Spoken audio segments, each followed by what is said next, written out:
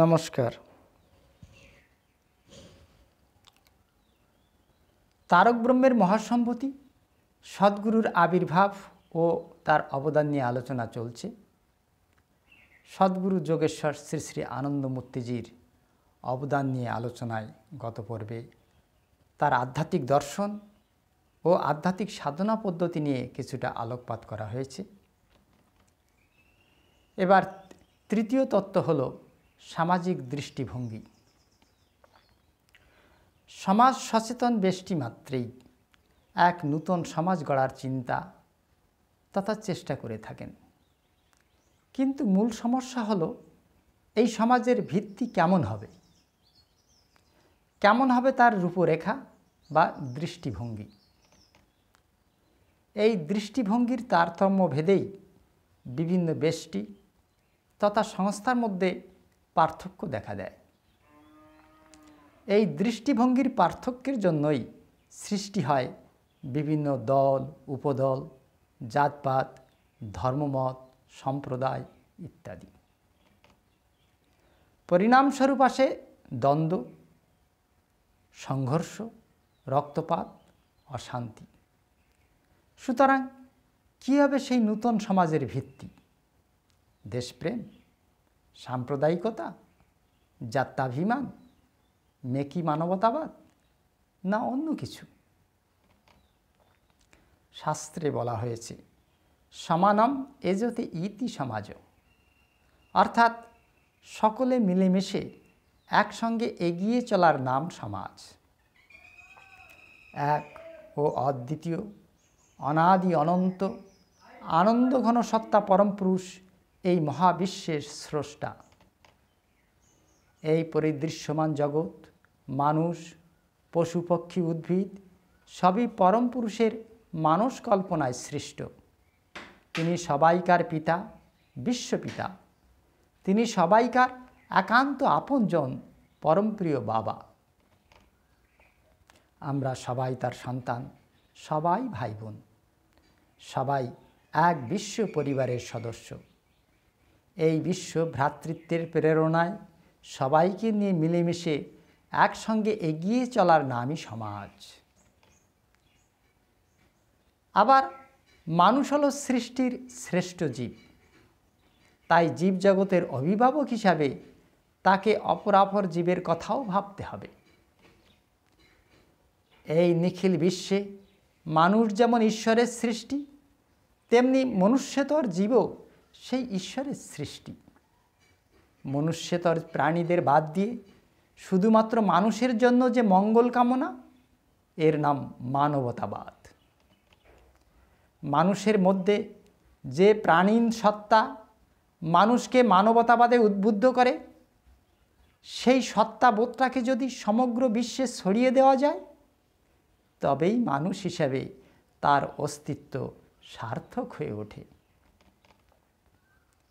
এই যে সব কিছুকে আপন ভেবে চলা, গাছপালা থেকে শুরু করে মনুষ্যতর জীবজন্তু তথা বিশ্বের সমস্ত মানুষকে নিজের বলে মনে করে এগিয়ে চলা, তখনই সম্ভব হবে যখন তার মনের বিস্তার ঘটবে।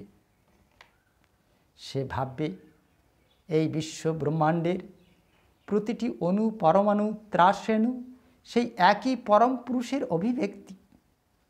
যখন একথা সর্বদা তার হৃদয় বিনায় ঝঙ্কৃত হতে থাকবে, তখন সে মর্মে মর্মে উপলব্ধি করবে যে তার অস্তিত্ব তার কাছে যতটা প্রিয়, প্রত্যেকের কাছে তাদের নিজের অস্তিত্ব ততটাই প্রিয়। নবমূল্যায়িত এই মানবতাবাদী মানুষকে শেখাবে সমগ্র বিশ্বের চর অচর, জড় চেতন নির্বিশেষে সমস্ত জীবই সেই একই পরম পুরুষের সৃষ্টি, একই পরম পিতার সন্তান। এই যে সর্বমানবিক অনুভূতি, এই যে নূতনভাবে ব্যাখ্যাত মানবতাবাদ, যা বিশ্বের সমগ্র মানবজাতি, সমগ্র উদ্ভিদ জগৎ ও সমগ্র পশু জগতের কল্যাণে নিয়োজিত, এরই নাম নব্য মানবতাবাদ বা নিউ হিউম্যানিজম। প্রভাত সঙ্গীতের ভাষায় মানুষ যেন মানুষের তরে সব কিছু করে যায়, এ কথাও যেন মনে রাখে, পশু পাখি তার পর নয়, তরুও বাঁচিতে চায়। আনন্দমার্গের সামাজিক দৃষ্টিভঙ্গি এই নব্য মানবতাবাদের উপর ভিত্তি করে গড়ে উঠেছে। তাই আনন্দমার্গ মনুষ্য সৃষ্ট সর্বপ্রকার ভেদনীতির বিরোধী। এখানে জীব মাত্রেই বিশ্বপিতার সন্তান, আর সব মানুষের ধর্ম এক। তাই শ্রী শ্রী আনন্দমূর্তিজি নির্দেশনা দিয়েছেন, জাতি উপজাতি, ধর্মমত, বর্ণ, সম্প্রদায়, নারী পুরুষ নির্বিশেষে সবাই একই মানুষ জাতি, সবাই ভাই বোন। মানুষের সমাজ এক ও অবিভাজ্য। মানবিক মূল্যবোধ বা হিউম্যান কার্ডিনাল ভ্যালুকে অবশ্যই সামাজিক মূল্যবোধ বা সোশ্যাল ভ্যালুর ঊর্ধ্বে স্থান দিতে হবে। পণপ্রথা, অনৈতিক বহুবিবাহ, বাল্যবিবাহ, অমানবিক বিবাহ বিচ্ছেদ বন্ধ করতে হবে। নারী ও পুরুষকে সমান মর্যাদায় প্রতিষ্ঠিত করতে হবে। জাতিবাদ, উপজাতিবাদ, জাতীয়তাবাদ, সাম্প্রদায়িকতাবাদ, এমনকি আন্তর্জাতিকতাবাদ বর্জন করে বিশ্বৈকতাবাদকে সমাজের ভিত্তিরূপে গ্রহণ করতে হবে। অসহায়, বৃদ্ধ, শিশু ও পঙ্গু ব্যক্তিদের দায় দায়িত্ব সমাজকে গ্রহণ করতে হবে। শিক্ষা সম্পর্কে বলতে গিয়ে তিনি বলেছেন যে, শিক্ষা ব্যবস্থার অন্তর্নিহিত সুর হল সা বিদ্যা যা বিমুক্তয়, অর্থাৎ বিদ্যা তাই যা মানুষকে শারীরিক, মানসিক ও আধ্যাত্মিক বন্ধন থেকে মুক্তির পথ দেখায়।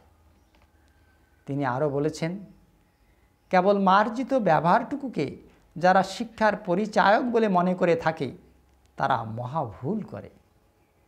কারণ মানুষের সত্যিকারের পরিচয় তার ব্যবহারটুকুতেই সীমিত নয়, তার পরিচয় তার ব্যাপক হৃদয়বত্তায়। বর্তমান যুগে সংস্কৃতি ও সভ্যতার নামে রেডিও, টিভি, সিনেমা, কাগজে চলছে যৌনতা, সহিংসতা, নেশা, খুনের দাপাদাপি, ঝাপাঝাপি, উৎপাত ও বেহায়াপনা।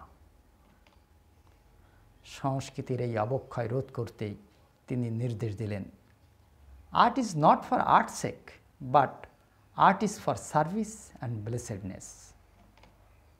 মানব কল্যাণের জন্যে সাহিত্য, নাটক, চিত্রাঙ্কন, ভাস্কর্যের স্রষ্টাদের স্বাধীনতা অবশ্যই থাকবে, কিন্তু স্বাধীনতার নামে স্বেচ্ছাচারিতা শিল্প ও সাহিত্যের মৃত্যু ঘটাবে। পুরুষ ও নারীর সহযোগিতা সম্পর্কে শ্রী শ্রী আনন্দমূর্তিজি বলেছেন, এই সহযোগিতাটা প্রভুদাসের সম্পর্ক গড়ে না উঠে স্বাধীন মানুষের সহৃদয়তাপূর্ণ পরিবেশেই গড়ে ওঠা দরকার। That should be a coordinated cooperation, not a subordinated one. পণপ্রথা বর্তমানে ভারত তথা বাংলাদেশের সমাজ ব্যবস্থায় আর একটি কুপ্রথা। পণপ্রথার পিছনে সাধারণত দুটো কারণ কাজ করে। প্রথমত, মেয়েদের পুরুষদের উপর আর্থিক নির্ভরতা। দ্বিতীয়ত, সমাজে নারী পুরুষের সংখ্যার তারতম্য। পণপ্রথা দূর করতে গেলে তাই একদিকে যেমন নারীদের আর্থিক দিক দিয়ে স্বাবলম্বী হতে হবে, তেমনি সমাজে অসবর্ণ, আন্তঃপ্রাদেশিক, আন্তরাষ্ট্রিক বিবাহ চালু করতে হবে। এতদিন পর্যন্ত আধ্যাত্মিক ভাবধারাকে জড়বিজ্ঞানের পরিপন্থী বলে মনে করা হয়েছে, কিন্তু তা নয়। জড়বিজ্ঞানের সমাপ্তি যেখানে, সেখান থেকেই অধ্যাত্ম বিজ্ঞানের যাত্রা আরম্ভ। তাই অধ্যাত্ম চিন্তা বিজ্ঞানের পরিপন্থী তো নয়ই, বরং পরিপূরক।